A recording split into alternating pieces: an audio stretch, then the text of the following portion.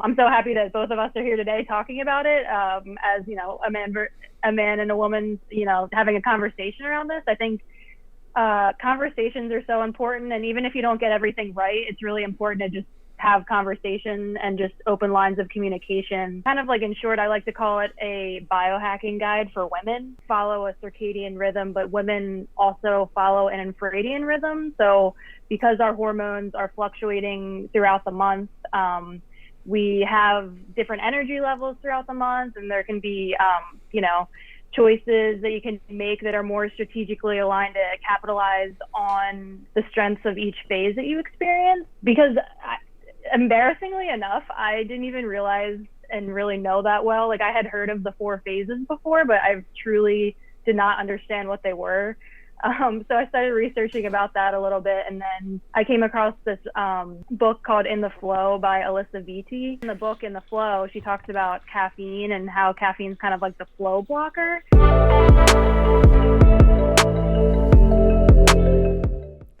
Hello and welcome back. Today's episode is on period syncing, and I have an amazing guest on. I originally got sent her page by my partner.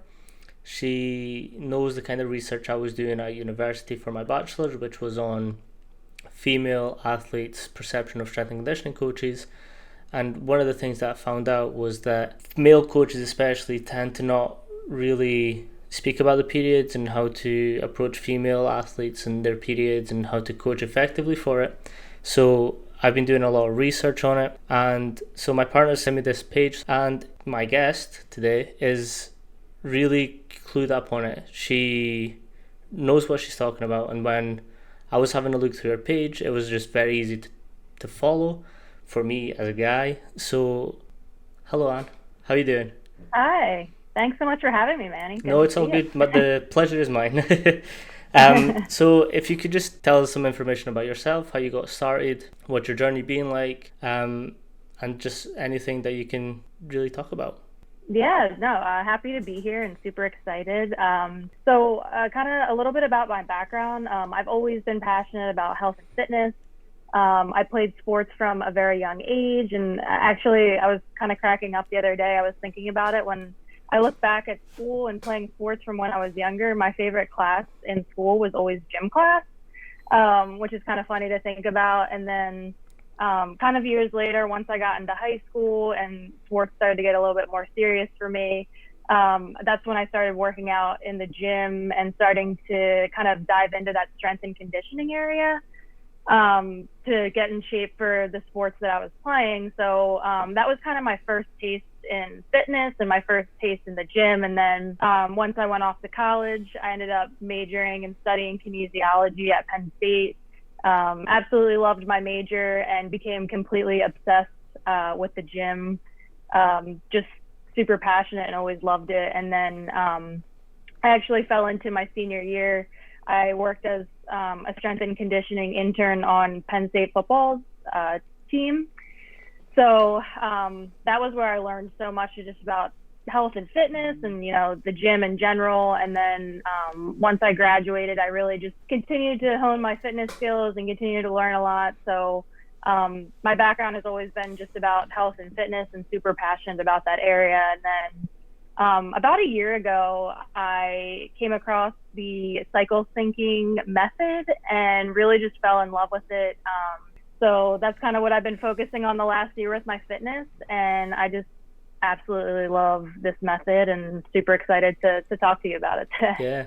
No, again, I've sent you my paper and stuff like that. So there's still a lot that I need to learn as well. And obviously, because I don't have one, for me, it's very valuable to speak to people like yourself who are willing to let me into this very private topic of people's lives, and it's still very taboo, and I kind of want to talk about it and just make it more of an open conversation with everyone. One of my participants in the study, she was actually, one of the biggest things that she said was like, I kind of want people not to be scared to say period, and like, because people approach it like, oh, menstrual cycles, or like very scientific, it's a period, like people just have them, there's different phases, there's fluctuations, but it's just what it is. It's a normal human occurrence.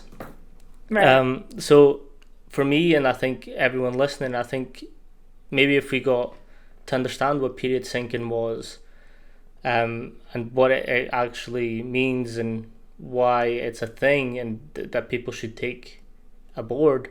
So if you can give us a little background on it and how you came across it. Yeah, so basically high level cycle syncing, it involves aligning nutrition, fitness routines, and your lifestyle choices around your monthly hormonal cycle. So when we think about, most people are probably familiar with a circadian rhythm, which is like that 24-hour clock that kind of goes with, the sunrise and sunset and kind of how our body functions. So all of us follow a circadian rhythm, but women also follow an infradian rhythm. So because our hormones are fluctuating throughout the month, we have different energy levels throughout the month, and there can be, choices that you can make that are more strategically aligned to capitalize on the strengths of each phase that you experience. So kind of like, in short, I like to call it a biohacking guide for women. And then how I came across it, it's kind of funny, similar to you. It came up in my social media feed one day. I heard somebody talking about cycle syncing, and I remember thinking, what is that? I had never heard of it before. So once I came across it, I started researching it online because, embarrassingly enough, I didn't even realize and really know that well. Like, I had heard of the 4 phases before, but I truly did not understand what they were. So I started researching about that a little bit, and then I came across this book called In the Flow by Alyssa Vitti, and this book, I say, is the health class that I never had in school.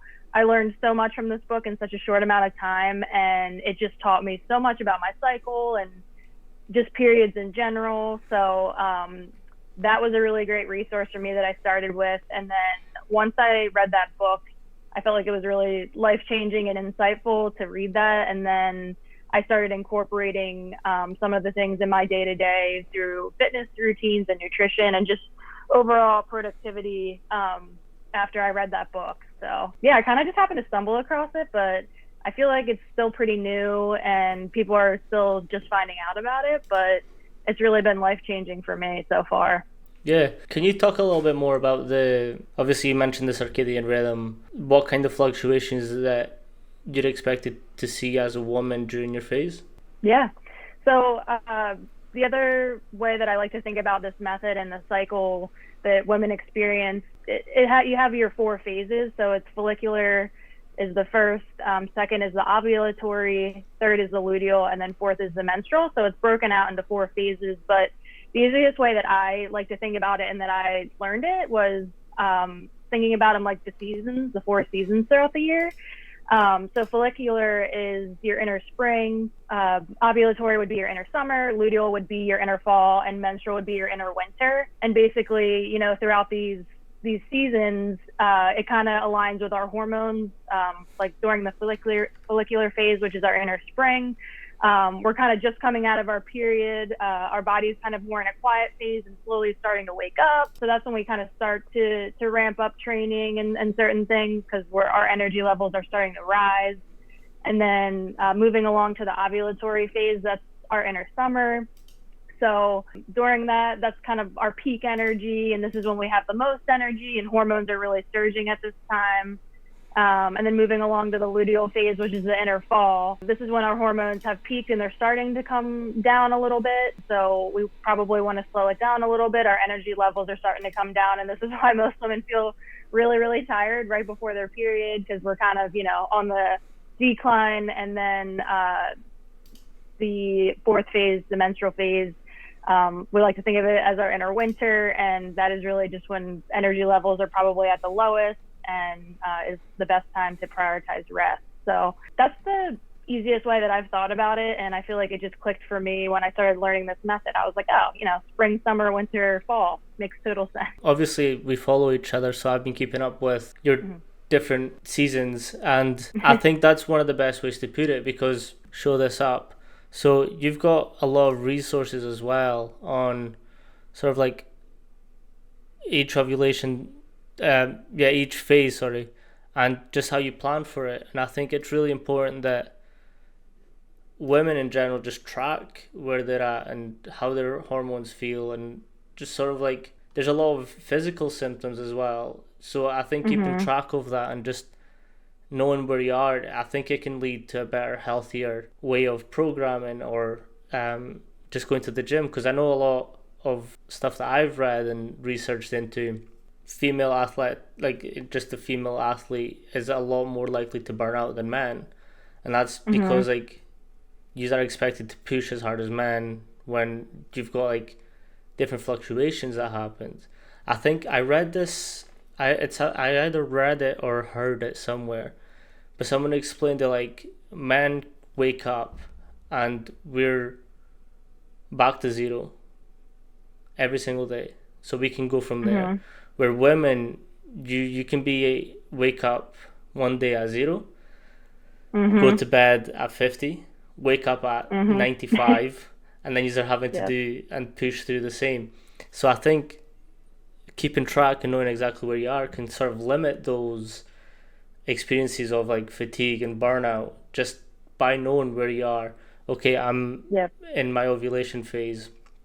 I need to dial it down this week because I'm more likely to not be able to push as much. Not like so the way that I've researched and been told is like the 2 weeks beforehand, you're the strongest that you could probably ever be. Then Mhm. on your sort of luteal and ovulation phase, it's better to do longer distances or longer runs than push as heavy because you're not going to have the same energy levels. So Yep. I'm kind of interested in you speaking about like your experience through the gym and just how you felt these different peaks and fluctuations. Yeah. Once, and I've been doing this method for over a year at this point, so I feel like I have like a pretty good grasp on how I feel month to month, and it's crazy when I think about when I'm in my ovulatory phase and my energy is peaking. I feel like I go to the gym and I just flow right through my workout. Feel so good. Obviously, you feel tired at the end, but I just feel like I have so much energy, and even especially when I'm weightlifting, I feel like I can just lift so much heavier. Where the luteal phase, when I'm starting to slow it down, if I go to the gym, I feel like 15-pound weights feel like 50-pound weights. Like just the difference that you notice in like strength and just overall energy levels is kind of crazy to me. And I think about probably years ago, all the times that I used to push myself during those phases and then wondering why I felt so weak during those weeks. It's kind of crazy to think about, and it really just put the pieces together for me. And that kind of to your point earlier, talking about men versus women. And it's funny because men kind of experience these phases almost in one day. Like it's the circadian rhythm, the 24-hour clock. So it's like you wake up, you're energized, you do work, you come home, you're tired, and you fall asleep.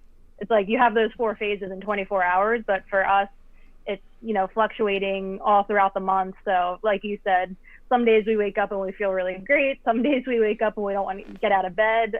It's just kind of getting into a rhythm and noticing those differences and how you feel throughout the month, and really not pushing yourself when you shouldn't be, and really prioritizing rest when you should be. So what are some strategies that you implement on your sort of day to day or week to week, month to month to sort of make sure that you're not reaching that burnout stage or 100% stages? Yeah, so the big thing for me, which you showed earlier and what you came across on TikTok, has been setting up my workout plan a month ahead of time. And this just really guides me for the month and really gives me a good heads up each week what I should be focusing on. So, each week when I start my workouts for the week, I'm like, okay, this is my moderate intensity phase. Okay, this is my high intensity phase. And it really just provides a big picture for that month ahead of like what I should be focusing on. So that has been a game changer for me, and really just thinking about my month's big picture has made a huge difference. So that's Yeah, probably been the most helpful. yeah. No, I'm pulling this up because I think it's a really good resource to have. Obviously, everyone's individual and not every period is the same. I think Mhm. having a really good basis on what to start will help a lot of people. Do you want to talk through sort of this plan and how you came across creating it. Yeah, so basically how I have this broken out is I have this broken out into the 4 seasons. So that top line's follicular, that's our inner spring. Second line's ovulatory, our inner summer. Luteal would be our inner fall, and then menstrual would be our inner winter. And there's a range between each phase, but big picture, I like to lay it out on a weekly basis. And basically, the intensity levels kind of change from week to week. So for this first week at the top, the follicular, that's when I kind of do my moderate intensity exercises, and I strength train 3 times a week for most of the month. And so that's kind of why I have my Monday, Wednesday, Friday is my lifting days. Mondays I'll lift lower body, Wednesdays I'll lift upper body, and Fridays I'll do a full body lift. But then in between those lifting days, I kind of match the cardio for the week to match with the intensity level for that week. So follicular, our energy is on the rise and we're starting to get more energy. So, I have, calendar is basically just an example of what I do, but you could really substitute any workout that you enjoy. But in between my lifting days, I could do like a Peloton pop class or a power yoga class. And then that would be the first week. And then second week, ovulatory, this is when we're kind of at like peak energy, peak strength. So that's kind of the best time to do a HIIT class, or anything that gets your heart rate super high is the best workout to complete this week. So that's kind of when you see me ramping up my cardio in between the lifting days. And then luteal phase comes after that. That's the third line. That's when I start to slow it down a bit. So you'll see, instead of doing like a Peloton HIIT class or a power yoga class, this is when I really just start to walk and do really low intensity, low impact training in between my lifting days. So I'll sprinkle in like an incline walk or a walk outside. A yin yoga class is really good to do around this time. And then during the menstrual phase, you'll see that is, I joke around, I call it my inner slug phase. I really just rest and walk and stretch. That is what I found has been the best for me that week. And a lot of people have asked questions about, like, I don't know, don't you hate taking a week off, or don't you feel like you're losing progress or getting behind? And I haven't lost progress. I honestly feel like it's like my recovery week, and I come back stronger because I've taken the time to recover and rest. So I've actually really started to look forward to that week. So yeah, I think that's also a big thing to get across is peak performance can only happen if you rest and you're well equipped for what's to come. I read a book called Peak Performance not long ago, and it actually has their athletes the week before like a big competition or a big sort of event sort of take a couple of weeks off beforehand, come back the week before, not ramp up the training, but like do some just normal training, and then when they're in competition they feel like energized, they feel so much better because they've had time and allowed their body to rest and stuff like that. So I really like that, and that's that plan, and that's why I kind of wanted you to talk through it, because I think it's really important to, again, keep track of everything and just make sure that you're doing everything that you can to perform at your best. With that, I do know that you place a lot of importance on your nutrition and your rest and sleep. Can you give us some of the strategies that you implement in yourself during each phase?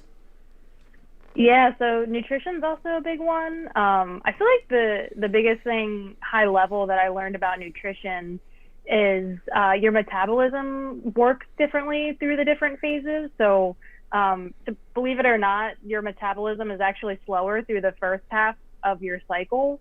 So you'll feel better with lighter foods and probably not as many calories, which I never knew. But then once I started realizing that and thinking about it and tracking my nutrition, I realized how in the beginning of my cycle, I just don't have as much of an appetite and I'm just not as hungry. And then towards the end of the cycle, once you hit your luteal phase and you're preparing to get your period, you need way more calories and way more nutrient dense calories. And I've just noticed just the difference in my appetite levels throughout the month. Like I said, in the beginning of the month, I'm less hungry. Towards the end of the month, I'm way more hungry right before my period, and just kind of eating in flux with how your cycle is going. So in the beginning of my cycle, I usually like to stick with lighter foods. So lots of, salads and veggies, and especially during the ovulatory phase, that's when kind of like raw foods are the best. So any kind of like juices, smoothies, anything like that, you'll just do better with a little bit lighter meals. And then towards the end of your cycle, I definitely have noticed myself get way more hungry, and I just need those like nutrient dense foods. So I'll need, like sweet potatoes, brown rice. Like I start to eat like grain bowls and stuff like that that'll keep me full for a way longer time. Because your body just needs more calories when you're getting ready for your period.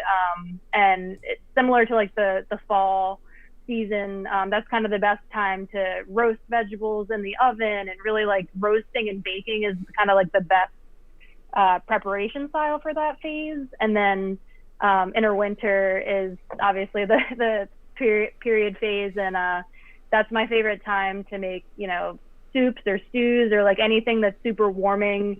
Comfort foods. Yep. Any kind of a comfort food. That's like my favorite time to eat anything like that. So Yeah.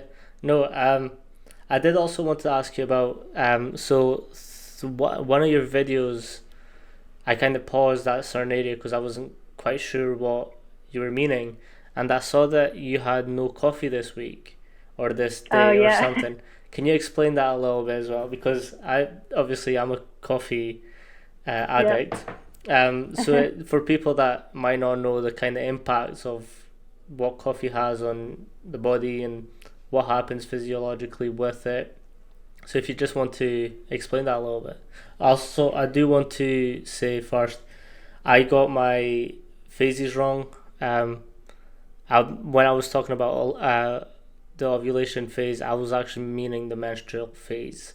So it was just a little mistake that I picked up when I was looking through your calendar. So I would just to make that clear, because coffee and the impact it has.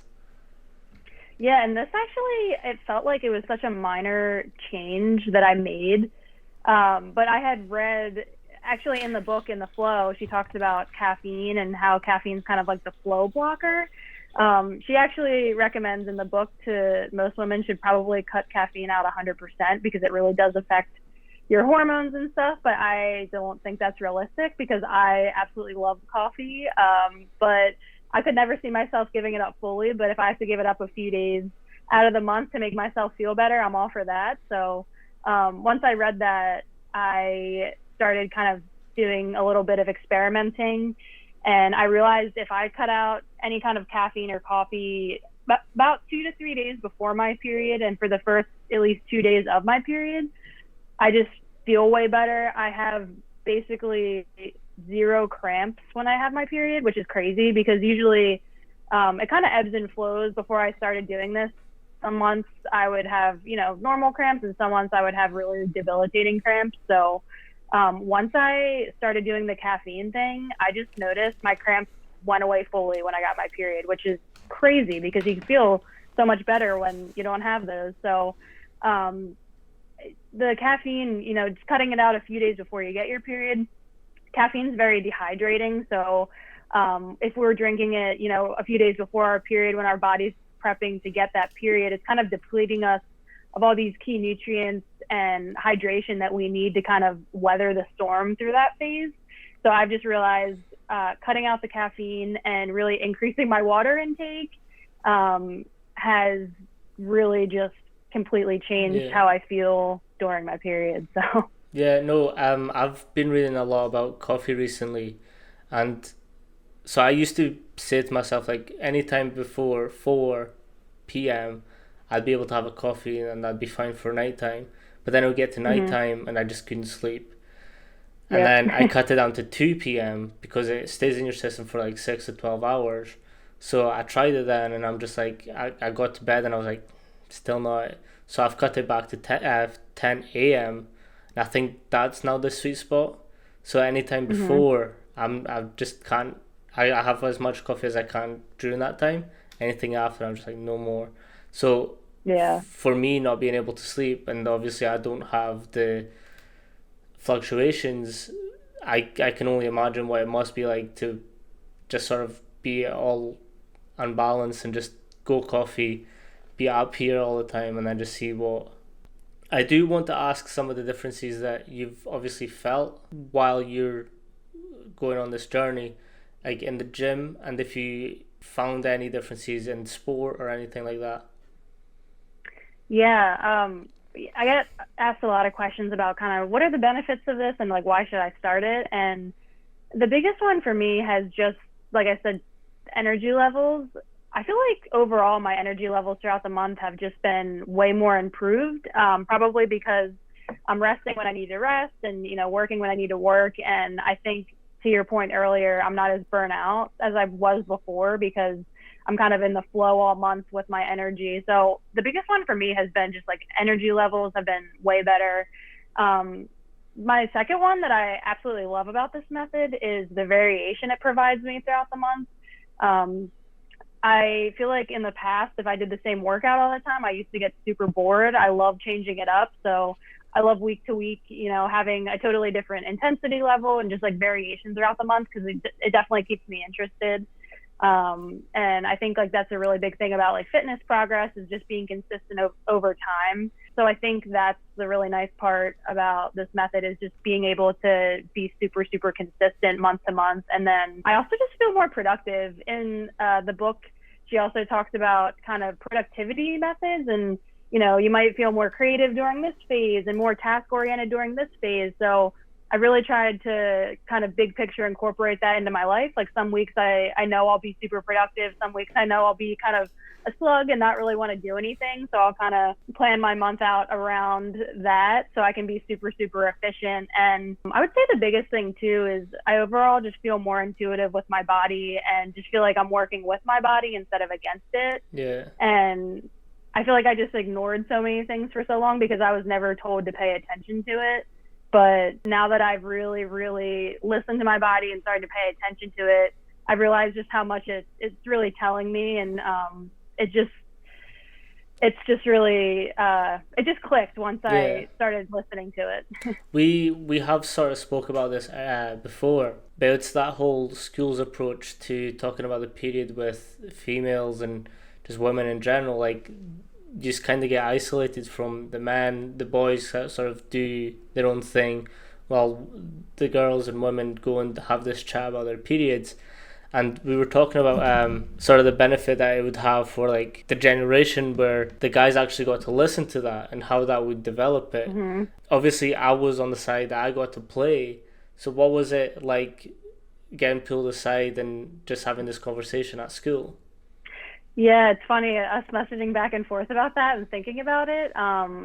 Looking back, I just shake my head at how kind of ridiculous that is that they separated us out. And I joke around that I was probably in third or fourth grade or something like that. And I said I remember them putting a video and played a video for the class. And I'm pretty sure that video was from like 1950 that, said like, basically you get a period and use a pad. And I think they handed out pads when we were at school and they were like, oh, this is what you use. But that was basically the gist, like you get a period, but it was nothing like you have 4 phases.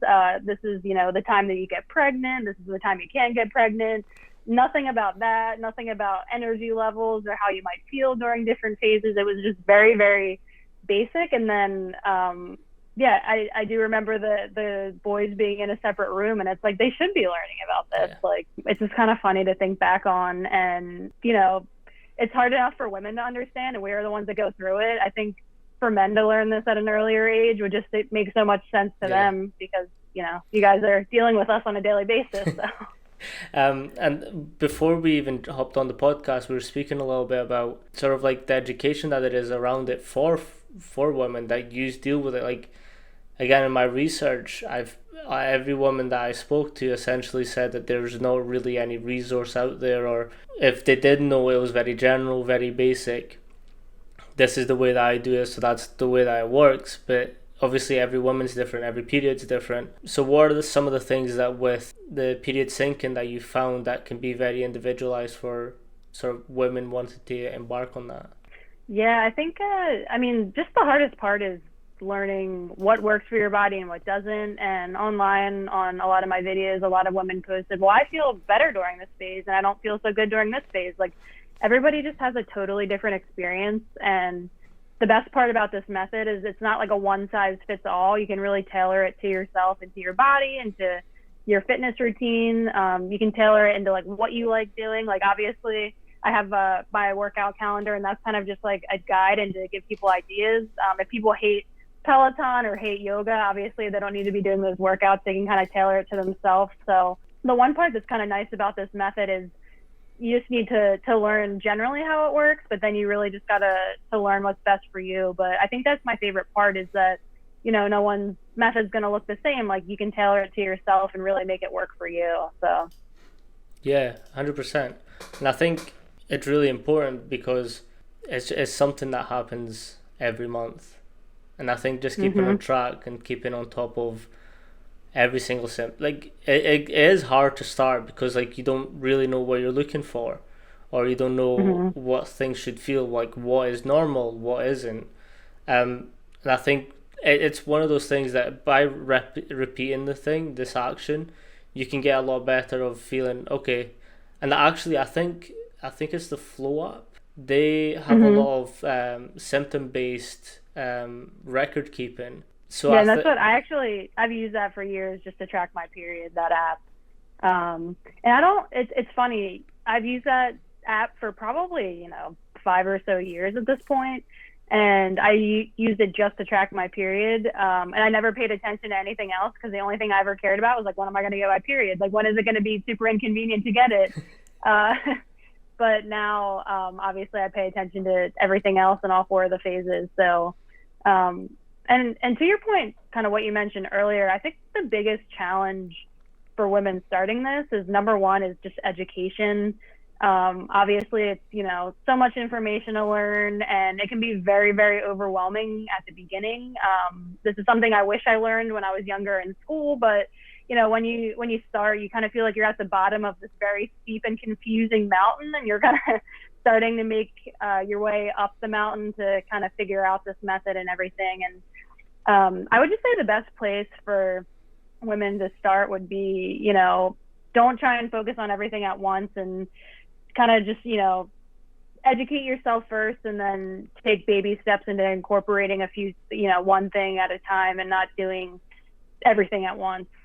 I think as well, like, following people like you who are willing to share this information is really important. And I do think that would be an amazing place to start, is just listening to. And again, I'm a man and I was able to keep up with everything that you were saying. I have done research on this, so I'm a little bit more clued up on some things. But I think for me, especially, like the seasons and how you explained that, I was like, okay, that I obviously I don't know how that feels, but I can relate to those seasons, and I can sort of like get the gist of how you may feel during that. Again, every female's different, but just getting a sense for, okay, coming up to autumn, bit cold, so I'll warm up, I'll do some things. Like, again, when you were talking about winter and having soups and having very like comfort food type meals, for me, I'm like, okay, so they're just, okay, that makes sense, so that clicked. So I think speaking to people like you, or just even following and getting in touch, I know you're quite, you replied to a lot of people. That, like I mentioned at the start, I messaged you, I commented on one of your posts just saying, hey, I've done some research around this area, would you mind having a chat or something like that? And then you messaged me straight away, and I was like, oh, okay. So that made me instantly feel more comfortable talking about it. And obviously we've exchanged a lot of messages, and you've got my paper that you've read. So I think following people like you is really important as well. It's the same with anything, really. Like, if I follow certain people for what they talk about, like in strength and conditioning. Right. So, and I've spoke to a lot of strength and conditioning coaches. I know what to go about it, but I think everything would still apply for period syncing. I was going to say, that's actually one of my favorite parts about, I obviously love posting content. I love talking about this subject, but I love connecting with people, and I love replying to comments. And when you messaged me about your paper, I was like, oh, I would love to read your paper. And I read it and I really enjoyed it. So yeah, I love talking to people. I love meeting new people. So I'm so happy that we connected. And Yeah. yeah, it's funny how that works. No. And another thing that came from us sort of speaking and chatting was that you kind of look back at your athletic career and you were like, damn, like this should have been spoken to me about a lot more about it. So what's some of the experiences that you had during your, I know you're a soccer or football player. What sort of experiences sort of did you look back at and you were thinking, oh well, that should have probably been different? Yeah, it's funny. You say soccer. You say soccer. I guess it would be football in the UK and Yeah. Europe. But it's funny looking back, especially in high school when I really got serious into soccer. Every summer, right before school started, we had preseason, which I'm sure a lot of people are familiar with if they do play sports. And preseason, it was like 2 to 3 weeks before the actual season started. And that was more of like our strength and conditioning. We weren't really, practicing and playing games that much. It was more, physical fitness, running, like all that type of stuff. And I remember different days, like now looking back, different days I used to have 2-a-days. So in the morning, we'd wake up at, 6 a.m. and have strength and conditioning class. And then in the afternoon, we'd go back and we'd have to run a couple miles and do like ab classes and just all like, it was centered around strength and conditioning, but it was 2-a-days. So we had a session in the morning from like 6 to 8 in the morning. And then we'd have the afternoon to kind of like nap and take a break. And then we'd have to go back in the afternoon around like 3 o'clock, and it would be like a 3 to 5 or 3 to 6 p.m. second practice of the day.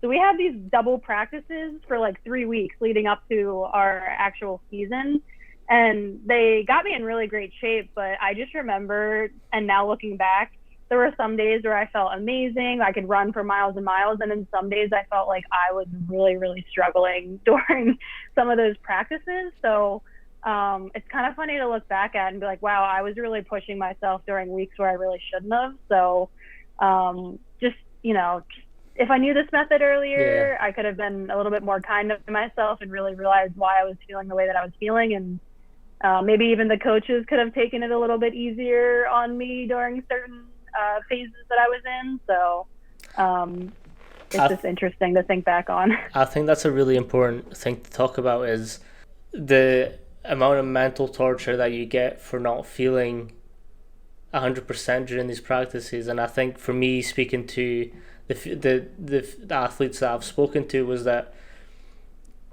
there was obviously some points of the month where they just didn't want to be there, didn't want to do it, but then there would be that, oh, but you're an athlete, like you have to be in here, like you have to want it. So I think that mental torture between, I know what I need to do and I can't do it.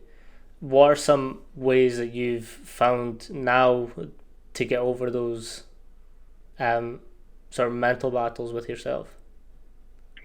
Yeah, the biggest thing is really being comfortable with prioritizing the rest that we talked about when you need it, and just not feeling the pressure to push yourself 24/7. And now, because I understand more how my body works and how I might be feeling throughout the month, I understand that it's almost like this too shall pass. So if you're feeling a certain way one day, just know it, could be totally different the next day. And I think that has worked the best for me, really getting used to prioritizing rest and really looking forward to that in order to, come back stronger than I was before. And interestingly enough, too, thinking back, my sister and I were joking about this the other day.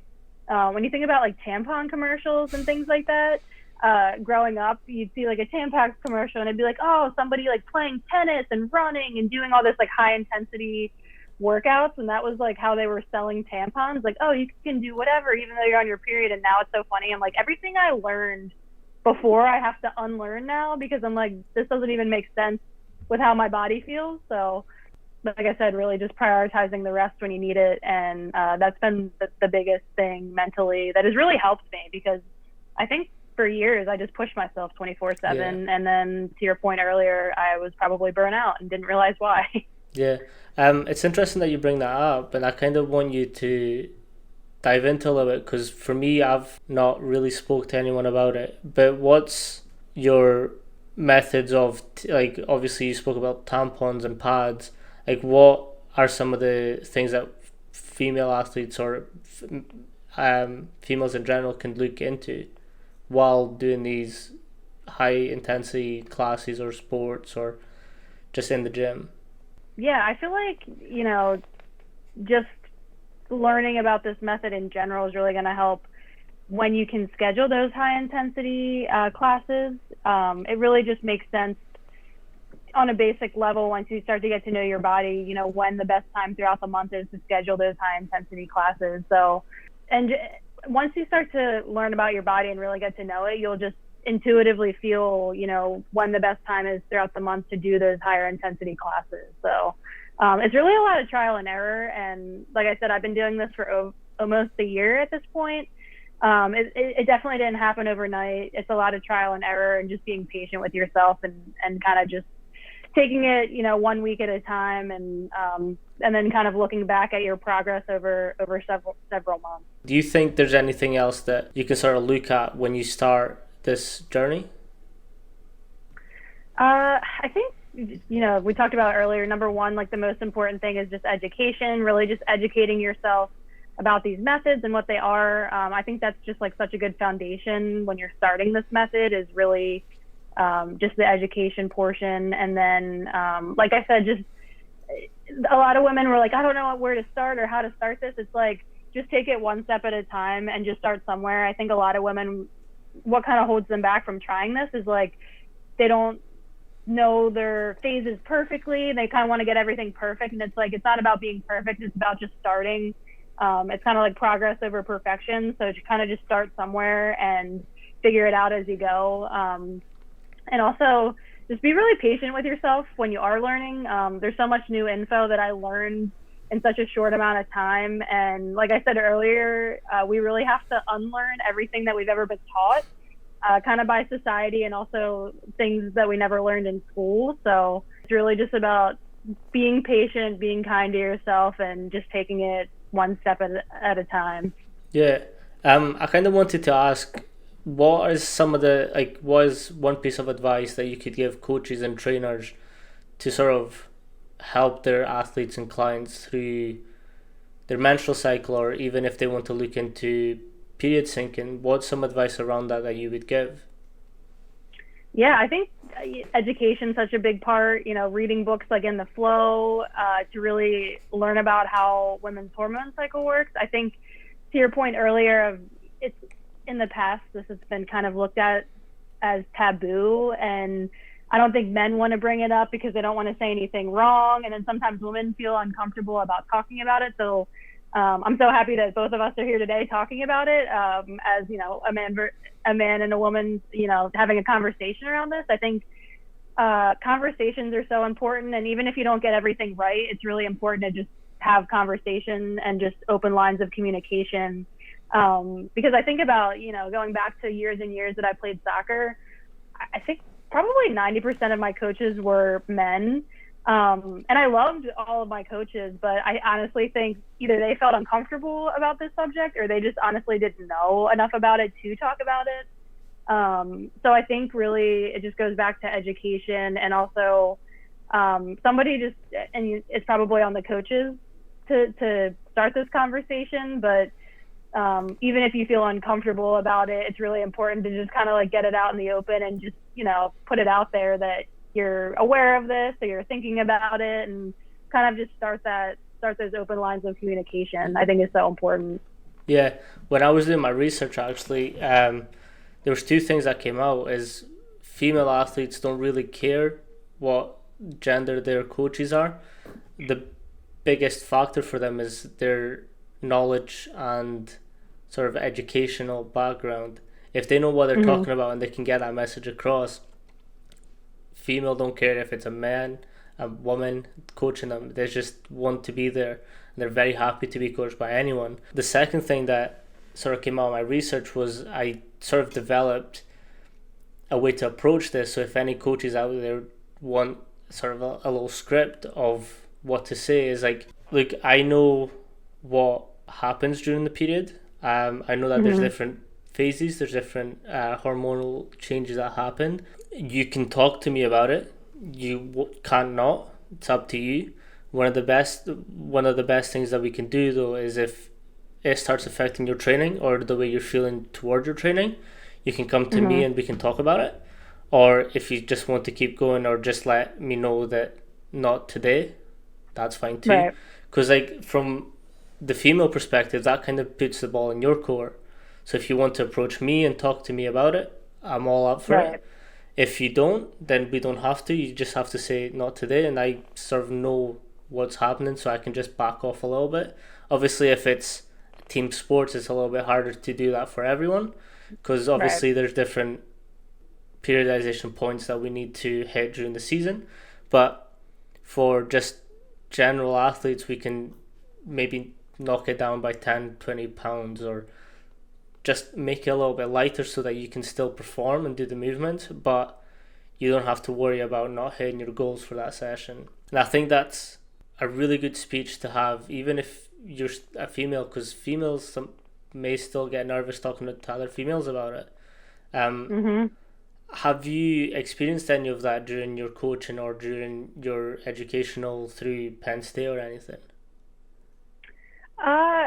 Have I experienced other women being uncomfortable Yeah. talking about this? I guess it depends. It really depends. I think, some women are more comfortable talking about this than others. I can't think back to like any particular experiences, but I think just in general, there's definitely some women that are super open about talking about this and some women that aren't. And I would guess that a lot of the women that might not be as open, it goes back to maybe what they were taught when they were younger, and then also maybe what they weren't taught, because they might not have a lot of education around this subject still. So it really just depends. But I think it just depends on the person. But like you said, I think it's really important just to have conversations early on and kind of put it out there. And to your point, if you don't have to get into like details, but if I thinking back in the past, if I just told my coach like, hey, I think I need to take it easy today, and for them understanding why, like that would be just so helpful. So yeah. No, 100%. And like it goes back to that openness and comfortableness of talking about it. We spoke at the beginning and we were saying that from what I found, just being able to say the period word is a big thing, and people still get uncomfortable when that word's mentioned. And you read my research, and there was, when I was discussing my findings, I said from now on, instead of menstrual cycle, I will be saying period, because that's what female want it to be referred as. They want to make that word not a taboo subject. So from then on, anytime that I would talk about the menstrual cycle, I would say period. I would go into the different phases. You can't get around that, but it's a period. And I think just being able to say that and just being comfortable saying that. So I was going to say, just going back to really quickly thinking about when we were younger and separated in school learning about this. I remember once I got my period and was older, like in later grade school and high school, when I had my period in school, if I ever like needed a tampon or anything, I was always hiding it from the guys, because I was like, I don't want them to see that I have my period. And it's like, it's so funny looking back. I'm like, why did I care? And if they had learned about this and knew about this more, they wouldn't have cared. But it's just kind of viewed as taboo from when you're younger, and it kind of affects how you act when you're older. So kind of funny to look back on. Yeah, and I think that's the biggest difference. I think early education, and I mentioned that in my paper, is like the earlier we can educate everyone on it, the less that women have to hide about it. Because it's like, it's, first of all, it's something very natural, happens to all women. But why should I get uncomfortable of something that happens normally?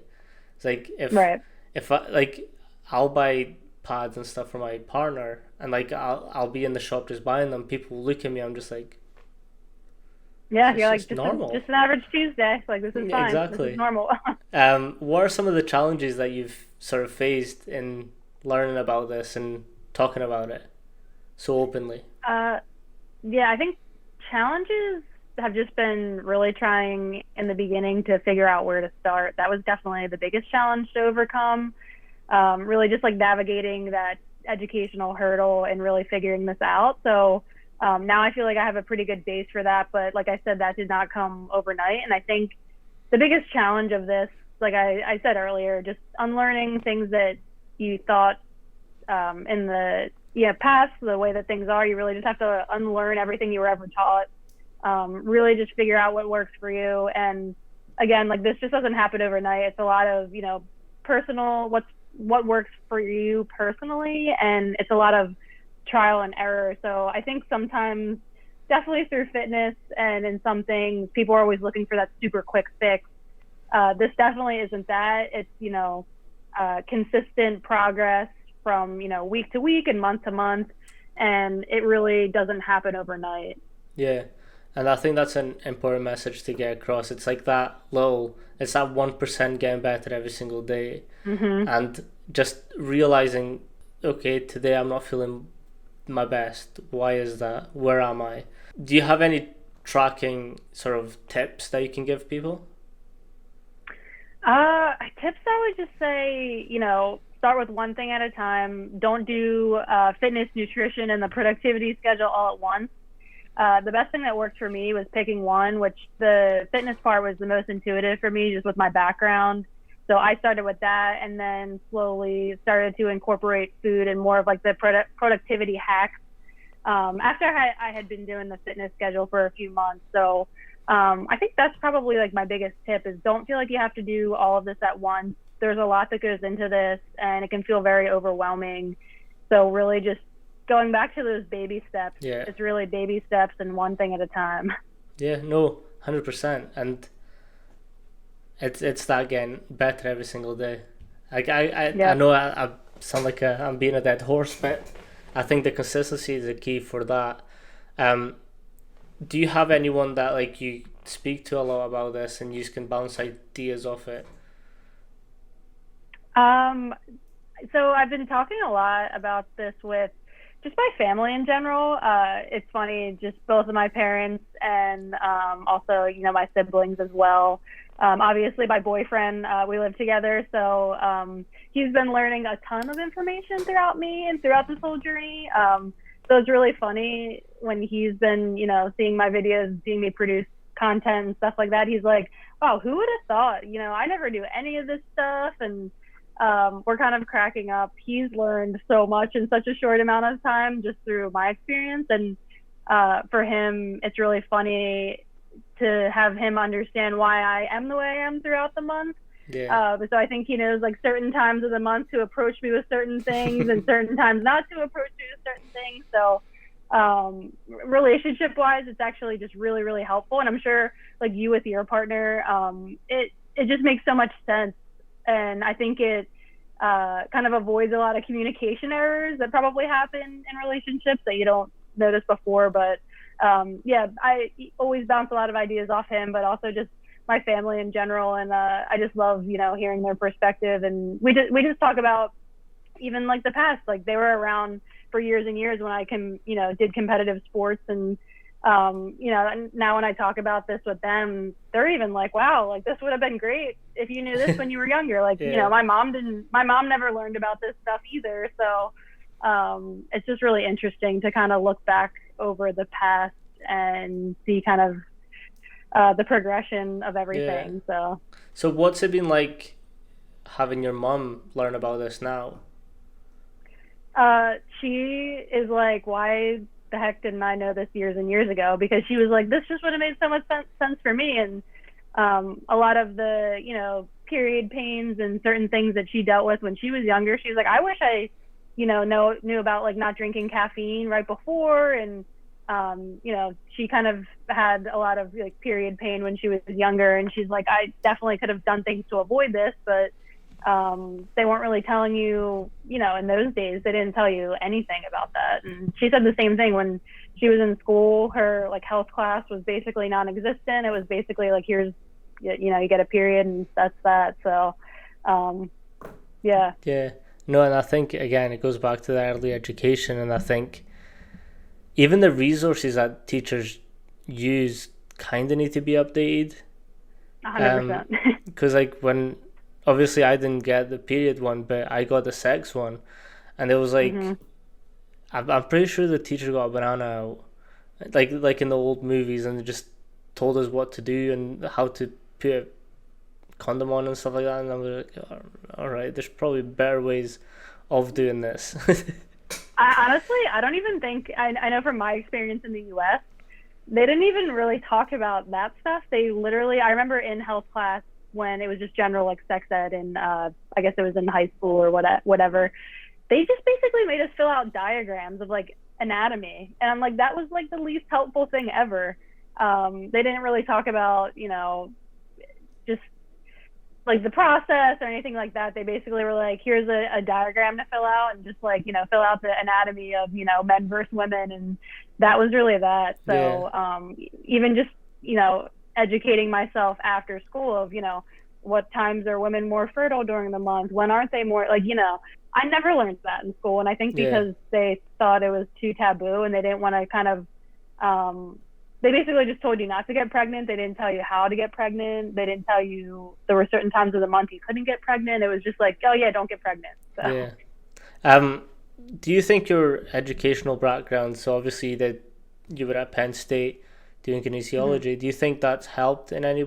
100%. When I absolutely loved my major at Penn State. Like I said, I was kinesiology, so um, a lot of my classes were about like the history of sport and coaching and leadership, and then I had anatomy, physiology. I had kinesiology classes where during the labs we'd have like all these leads hooked up to people, and they'd be running on treadmills, and we'd be like tracking all this different stuff. So having that really formal science background definitely helped me uh, for the education portion of my background. And then actually I mentioned my senior year I actually worked with the Penn State football team on the strength and conditioning team. And I remember starting on that team and working with the guys. Obviously they're like these huge football players, they're all like 6'5" huge dudes.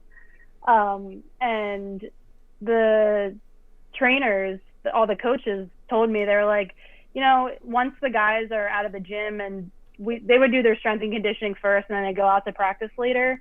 They were like, oh, all the coaches work out together. So if you're interested, we'd love to, work out with you. We kind of all like, lift at the same time in the gym. And I was a little bit nervous. I was like, oh, that's really nice and very cool.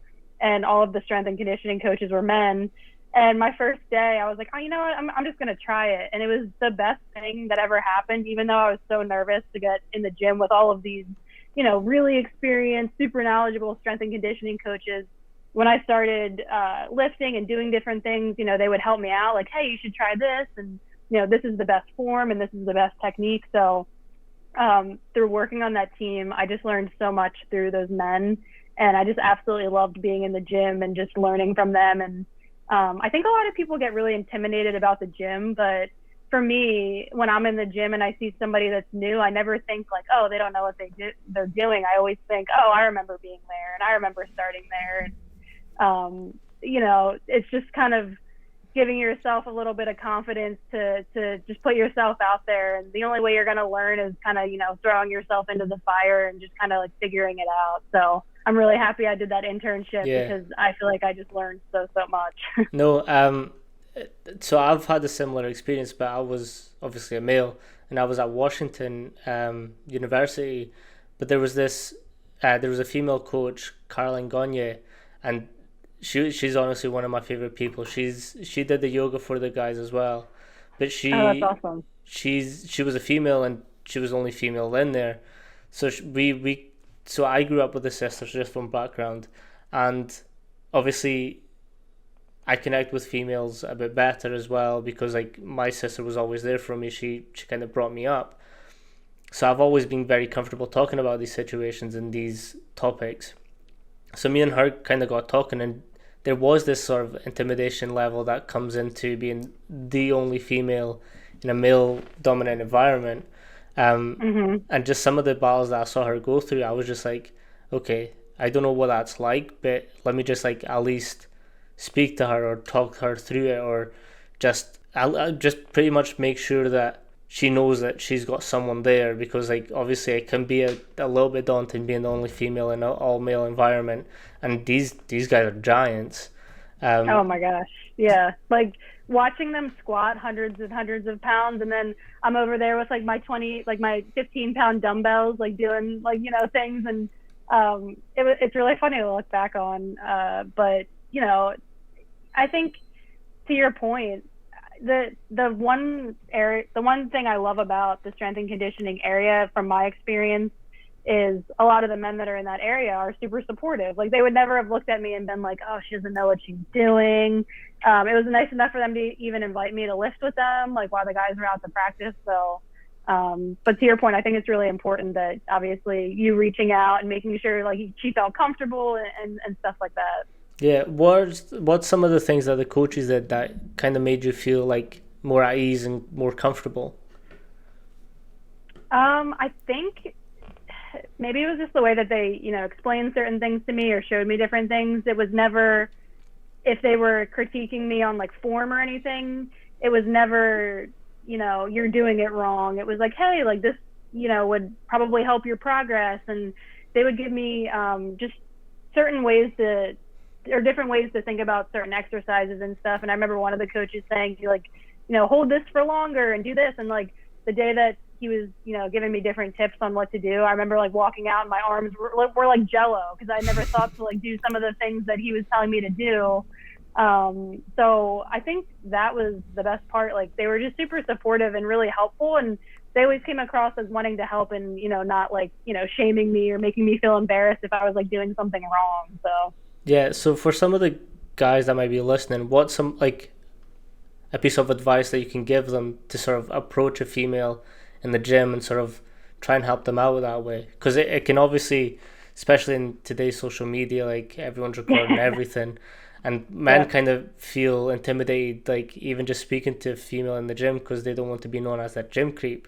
What's some of the advice that you could sort of give men on how to approach a female and just help them with the technique or just a certain movement that they could be doing better? Or I think the best approach would be to be obviously very positive, and very, like I said, not like she's doing it wrong, but like, hey, if somebody came over to me and was like, hey, I noticed that you were kind of doing this, and like this might be super helpful if you kind of use this form, or like I found for me, like this is the best way to do this exercise, or and a lot of things, for me personally too, just because now I have so much experience in the gym, if I see somebody doing something wrong where I feel like they're going to injure themselves, it's really coming from like a place of, hey, like I care about you, I don't want you to get hurt, I want to help you. So I think if they just like approach it from like a very positive lens and just be like, hey, like, just wanted to let you know, and obviously if they want spotting or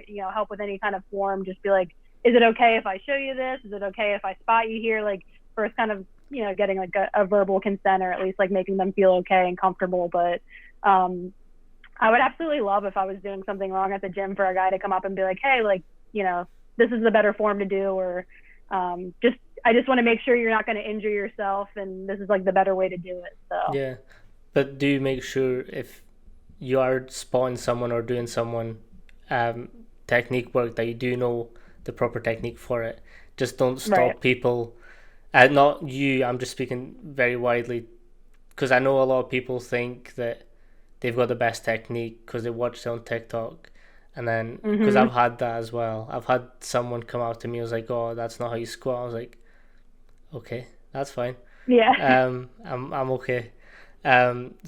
Please do make sure you're coming back with a good intention to come forward and speak to them, but you also know if they're doing it right or wrong for a specific reason, because I know like a lot of squats you may not have the mobility or range to keep your foot in line, so you might have to go a little bit wider, but that again can look wrong or weird to some people, but that's just, people are individual. 100%. Perfect. Thank you so much for your time. Do you want to plug your website and all your resources? Yeah, so everybody can find me right now. I mostly post on on TikTok. You can find me at Anna Trims, and then on Instagram also at Anna Trims.